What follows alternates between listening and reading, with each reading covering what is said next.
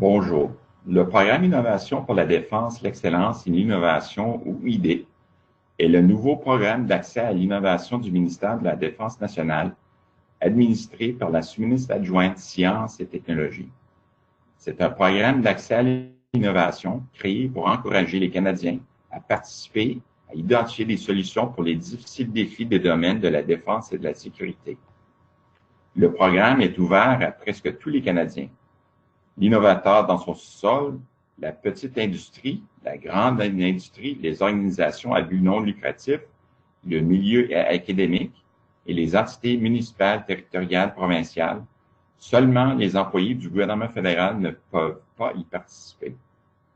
Les innovateurs conservent la propriété intellectuelle développée sous ce programme et le ministère détient des droits pour sa propre utilisation, mais ne peut pas en faire l'exploitation commerciale. Le programme bénéficie d'un très grand support de tous les niveaux du ministère. Le programme IDE fut présenté dans la politique de la défense, protection, sécurité, engagement et est assujetti à un financement de 1,6 milliard de dollars sur 20 ans. Mais pourquoi le ministère de la Défense nationale a-t-il mis en place le programme IDE? Le besoin et la raison, c'est d'être agile lors de la génération de différentes réponses à des crises et l'impact de la mondialisation des sciences et de la technologie. De plus en plus de travaux de sciences et de technologie sont faits à l'extérieur des laboratoires gouvernementaux par des innovateurs qui ne savent même pas que nos défis en défense et sécurité existent. Pour s'assurer que le ministère ait les meilleures solutions, nous avons besoin d'accéder à cette innovation pour supporter nos efforts.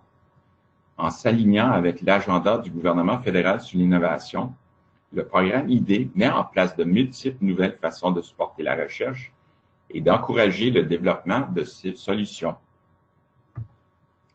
Nous venons de discuter pourquoi le département doit innover. Nous parlerons maintenant du comment.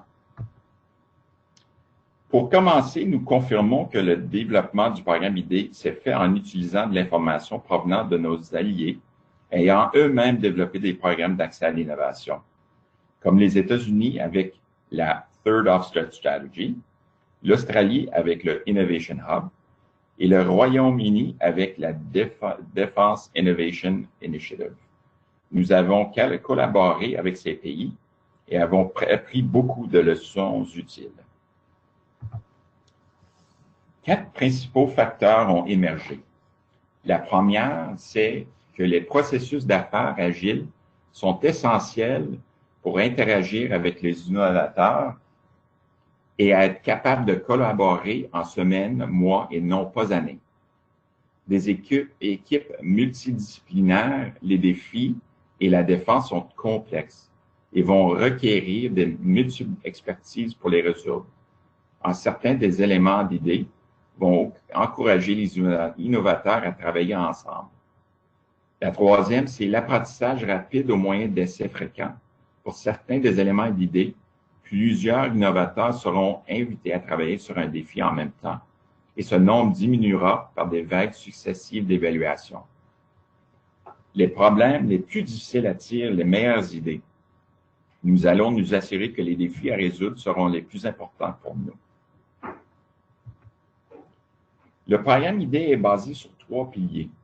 Le premier, c'est recruter des innovateurs canadiens pour les inviter à appliquer leur expertise sur les programmes de la défense et des forces armées canadiennes. Le deuxième, c'est supporter ces innovateurs par les multiples éléments d'idées et les appels de propositions compétitifs.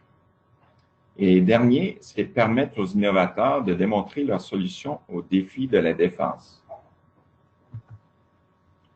Le programme IDE a développé 8 éléments donnant au ministère de la Défense nationale la flexibilité requise pour avoir accès aux innovateurs canadiens et leur permettre d'appliquer leur expertise à tous les niveaux du processus de développement, depuis un concept jusqu'à un prototype ou même un produit commercial.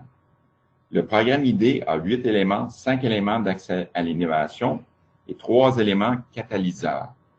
Nous le décrirons dans une prochaine présentation.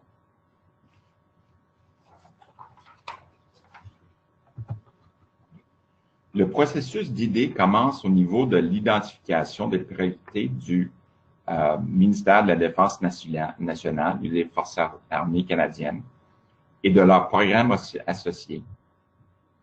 Ces problèmes sont ensuite transformés en défis d'innovation qui seront présentés à la communauté de l'innovation.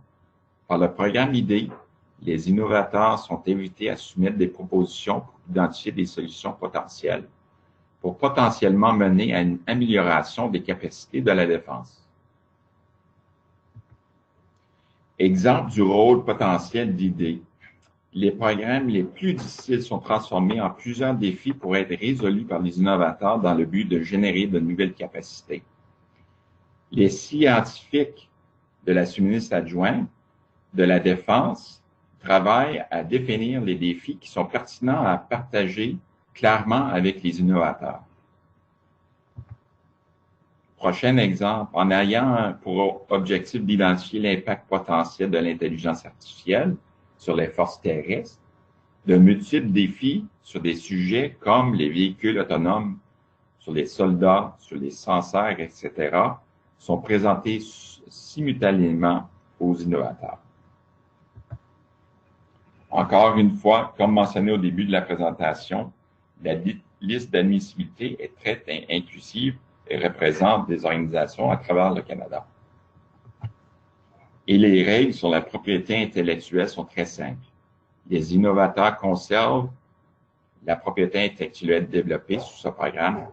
Le ministère détient des droits pour sa propre utilisation, mais ne peut pas en faire l'exploitation commerciale. Et finalement, ma dernière recommandation, c'est de suggérer d'aller sur la page web d'IDEE et pour mettre votre nom dans notre liste de distribution pour être bien connecté et informé sur nos processus et nos appels de proposition. Voir la page principale et la menu.